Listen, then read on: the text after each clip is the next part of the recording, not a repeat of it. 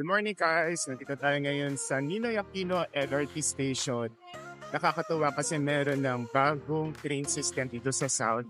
Taga-Parañaque ako. Kaya nakakatuwa na meron ng bagong paraan para pumunta ng North sa Quezon City. Mamaya kasi maglalaro ako ng tennis. Kaya nagpo-commute ako ngayon para matry din itong bagong LRT station.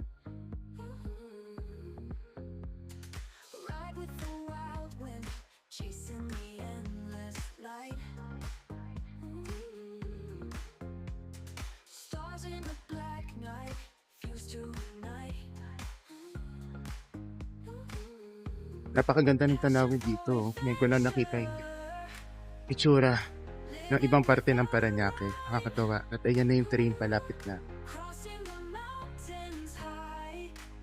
Sana mas marami pang train system dito sa South para at least mas punta kami sa iba pang mga lugar ng Metro Manila na convenient at di kami pinagpapawisan.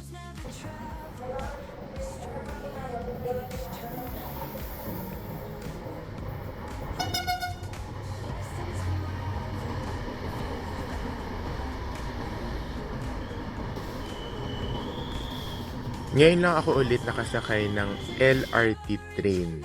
Palagi ako kasi nag-MRT.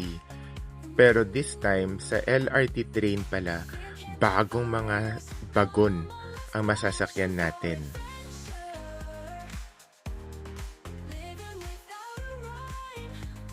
Dahil sa bagong ruta ng LRT, ang daming mga bagong tanawin na makikita. Feeling ko tuloy nasa ibang bansa ko. Pero nasa Pilipinas lang pala.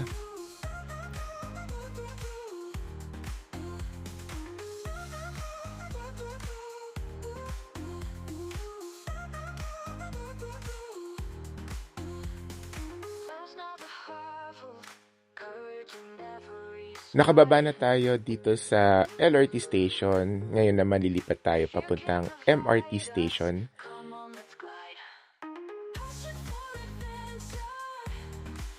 Okay, pababa na tayo dito sa Santolan Station.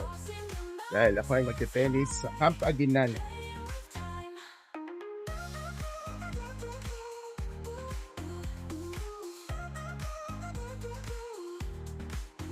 Ayan, so na-survive ko naman yung pagpunta dito ng pagko-commute using two trains.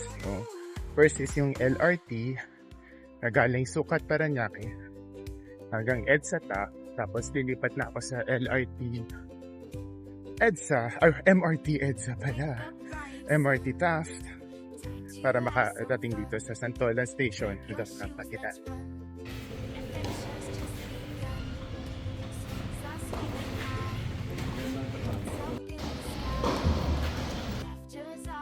Ayun pa, uwi na ako ngayon. Kakatapos lang ng tennis. Hindi ko muna ni-record yung laro ko dahil ang pangit ng laro ko today.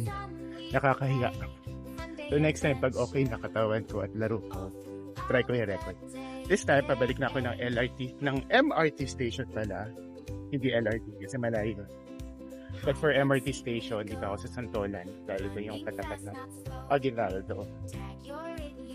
And babalik ako Juan Ayala Station para sa kumakay naman ng bus or van pa uwi.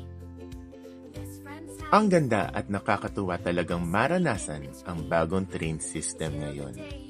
Ang saya lang isipin na sa henerasyon natin, may bago at maayos na paraan na tayo para mag-commute. Excited ako sa mga susunod pang improvements sa mga infrastruktura para mas gumanda pa ang biyahe natin araw-araw. Noong una, naranasan ko rin ang magulong sistema ng transportasyon. Sobrang hassle at nakaka-stress. Pero ngayon, ang laki na ng pinagbago. Kaya saludo ako sa lahat ng tumulong para maging mas maayos ito. Maraming salamat sa inyo. Sana madagdagan pa ang mga ruta ng tren, lalo na sa Metro Manila at pati na rin sa mga probinsya. Kapag mas gumanda ang commuting experience natin, sigurado akong mas magiging maaliwalas, ligtas, at masaya ang araw-araw nating pamumuhay. Salamat sa panonood at hanggang sa muli.